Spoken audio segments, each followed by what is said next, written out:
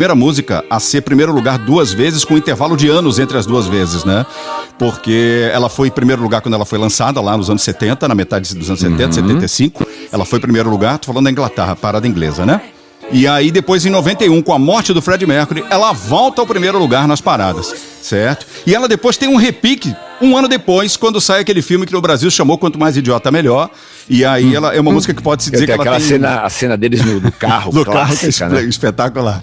Então, essa música é considerada uma música que tem três momentos, vamos dizer assim, e em todos eles ela foi top nas paradas do mundo inteiro, além de ser espetacular. E o mais importante, quem já assistiu até o filme do Queen recente, seguramente deve ter visto que a gravadora era absolutamente contra lançar essa música. Uma música estranha, com um trecho de ópera, uma música que, não tem refrão.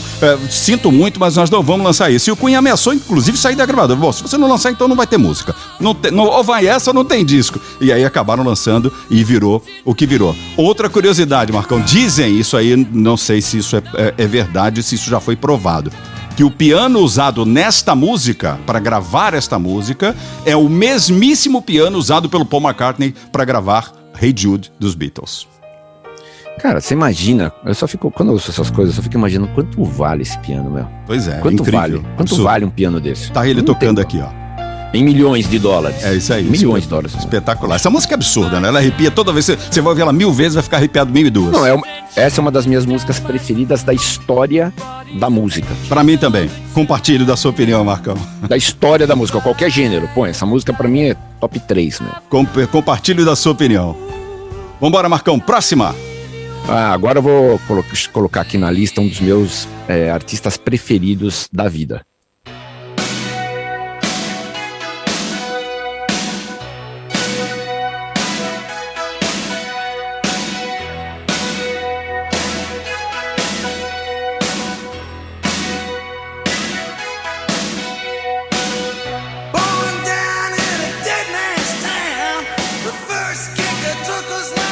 Olha a voz.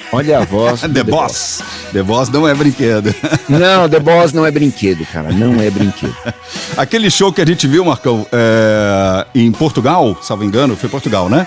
Que a gente viu era dos Stones, que o Bruce... Não, a gente assistiu um Stones no Rock in Rio Lisboa. Isso. E que maravilhosamente teve uma participação do Bruce Springsteen cantando Tumbling Dice. É isso aí, espetacular, só isso. Só Bruce Springsteen e Stones juntos.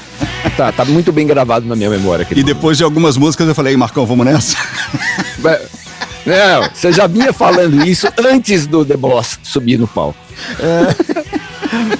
Terceira música do Stones, a gente já pode ir embora. Aí já deu, né, Marcão? Vamos aí. Você tava um pouco preocupado em sair. Então a gente ia ficar do lado o dia inteiro, eu sei que é verdade. O primeiro que foi o dia inteiro, o segundo que aquilo tava lotado. Eu falei, rapaz, isso vai dar problema, viu? Pra sair vai ser um saco. Mas essa música aí é uma das músicas mais mal interpretadas da história, né? Porque o governo Reagan acabou utilizando isso quase como uma coisa, um hino fanista, aquela coisa, mas é um lamento, na verdade, do Bruce,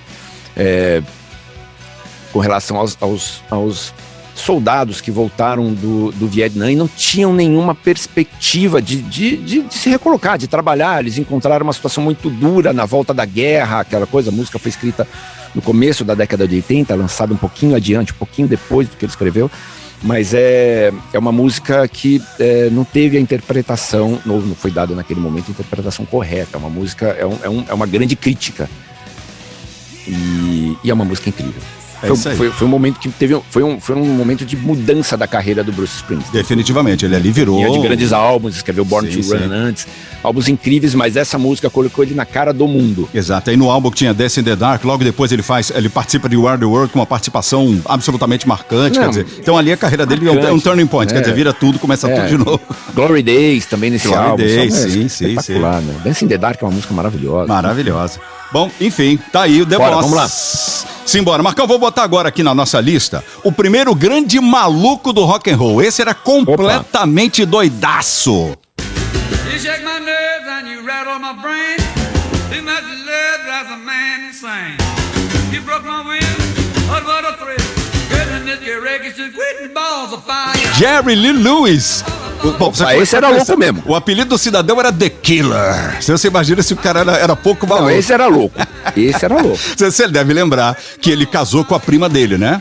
Mas isso não era o maior problema. Bom, casou com a prima já é um negócio meio esquisito. Mas não é só isso. É que a prima dele tinha 13 anos, amigo. E aí, tava um escândalo na época e tal. E ele se defendia dizendo o seguinte: é mentira.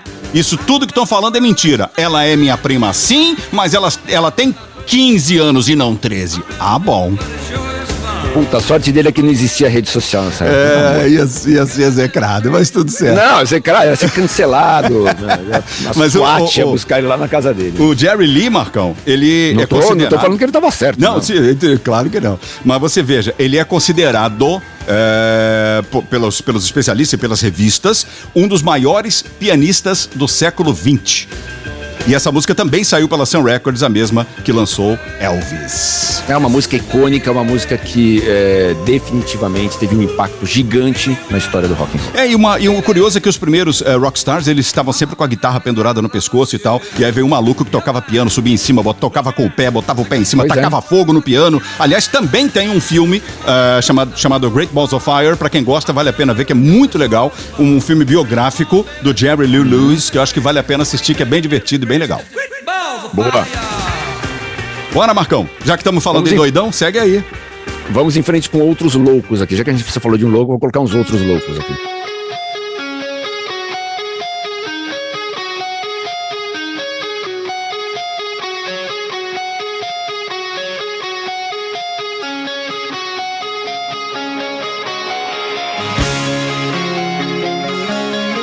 Cara, esses aí nessa fase, nessa etapa da carreira deles, esses não tinham medida não, cara. Não tinha medida. A gravação deste álbum, do Appetite for Destruction, foi a coisa mais insana, ou uma das coisas mais insanas da história do rock and roll, porque, enfim, a banda já existia, as músicas já existiam, foi difícil acertar um produtor. A história é longa, a gente poderia fazer um podcast só sobre a história do Appetite for Destruction.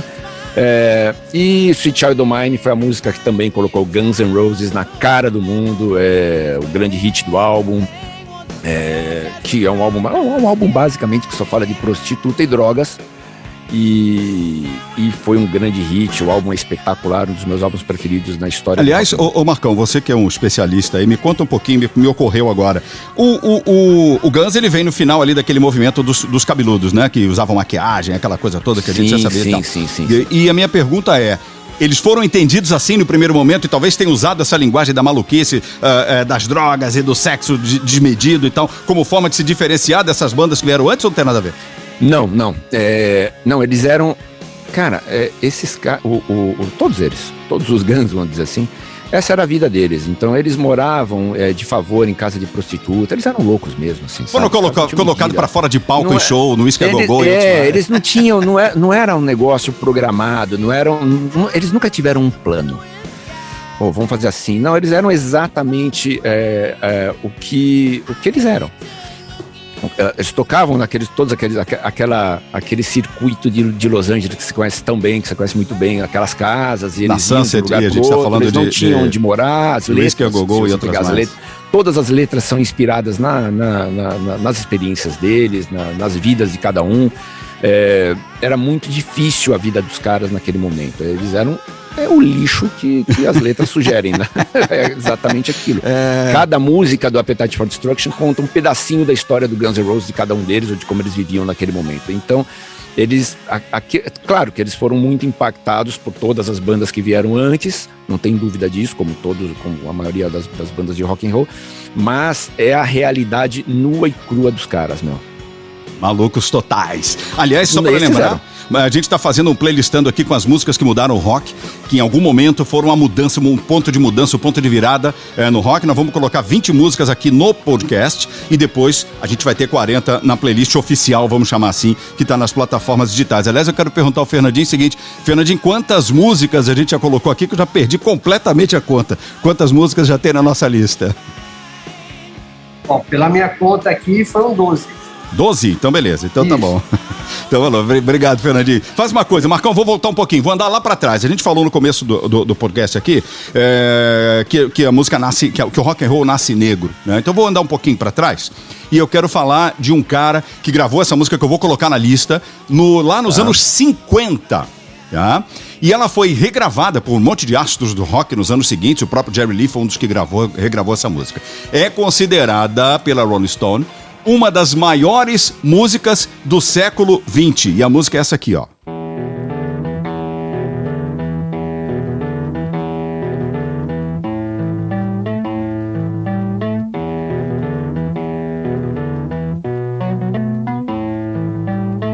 E o cidadão aqui é o Ray Charles. A música chama What I Say. Ela, conforme eu já te falei, ela é considerada uma das maiores músicas, é uma música seminal do rock and roll, certo? E ela tem uma curiosidade, ela entra na parada nas paradas americanas como R&B. Ela nunca constou da chamada parada pop. Então, até porque o Ray Charles negro que era. Então, ela acabou entrando como música de R&B e, no entanto, é considerada uma das raízes do rock and roll. E o Ray Charles é o segundo maior cantor de todos os tempos, também pela Rolling Stone. Aí você vai dizer assim, ué, mas e quem é o primeiro? O primeiro é a Aretha Franklin, também negra. Essa música é espetacular, é muito bem escolhida, aliás, para a lista de músicas, canções que mudaram o rock. Essa música é aquela é uma inspiração eterna. Então a gente não pode nunca deixar e não podemos esquecer que nem tudo aquilo que quando a gente fala músicas que mudaram o rock, nem tudo aquilo tem aquela cara tradicional do rock, como às vezes é entendido de guitarra, baixo, bateria, ou duas guitarras, baixo, bateria. Aqui tá aí o Ray Charles com o seu piano mostrando como que se faz rock and roll. É isso aí. Aliás, também tem um filme, já que falamos em filme da pouco, tem o Ray também, que é imperdível. Tem que ver. Assiste lá para conhecer um pouco da história do Ray Charles, que é super bacana, super legal. E também, em breve, teremos o filme da Aretha, né? Exatamente. É um filme, é um documentário. Quem interpreta ela é a Jennifer Hudson. Ah, não sabia. Espetacular, hein? Tô louco pra ver. Pouco. Tá pra sair agora.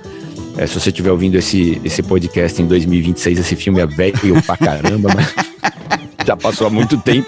Mas se você estiver ouvindo ele em 2021, no mês de julho, vai sair agora. Tá pra sair. Beleza. Tá pra sair. Vambora, Marcão. Próxima na lista.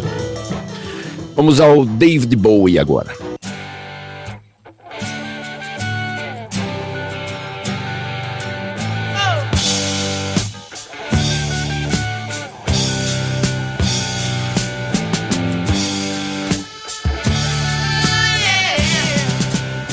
A minha escolha pelo David Bowie nessa lista, por tudo, não, essa música, obviamente, a gente tá falando de uma música que faz parte de um álbum conceitual de 72, mas que representou uma virada importante também, um momento importante. Acho que muitos artistas se voltaram pro David Bowie nesse momento para entender o que ele estava fazendo ali, né? Essa música fala do alter ego Ziggy Stardust, um rockstar que é tipo se comunica, é um mensageiro ali de seres extraterrestres. Então toda essa história em torno da música, em torno do álbum, tiveram um impacto muito grande na história do rock, tanto para público quanto para outros artistas que espera um pouquinho, tipo, o que ele está pensando aqui, o que ele está fazendo. E o David Bowie foi um gênio absoluto do rock and roll. Então tá aí Ziggy Stardust na lista. Perfeito. Muito bem lembrado, Marcão. E fala uma coisa, e essa coisa do Ziggy Stardust, do Bowie, tá? Isso não tem nada a ver com glam rock? Ah, tem uma conexão, impacto direto com o glam rock. Nossa, não tem dúvida. Perfeito, então acabou sendo super importante também para super importante, a história do rock, por isso ela tá aqui nessa lista incrível. Vamos lá. Vambora, Marcão, agora vou me mudar para Manchester. Opa! E já estou nos anos 80. Parece que faz muito tempo, né? E faz. Pois é. Isso é New Order Blue Monday, uma banda de Manchester, que é na verdade, uma dissidência, o que sobrou do Joy Division depois da morte do Ian Curtis, né? Então é uma banda que traz um pouco de punk rock, misturou tudo. Punk rock com música eletrônica, pós-punk na verdade, e a música eletrônica. E aí mudaram o mundo da música eletrônica com as coisas. Se você ouvir isso, lembra muito de Kraftwerk, tem influência do baixo de Sylvester, tem uma série de outras coisas. Só pra você ter uma ideia. a revista New Musical Express, inglesa NME, elegeu Blue Monday, essa música, como a melhor música dos anos 80. Só. É uma boa aposta essa música. E a atitude do New Order não é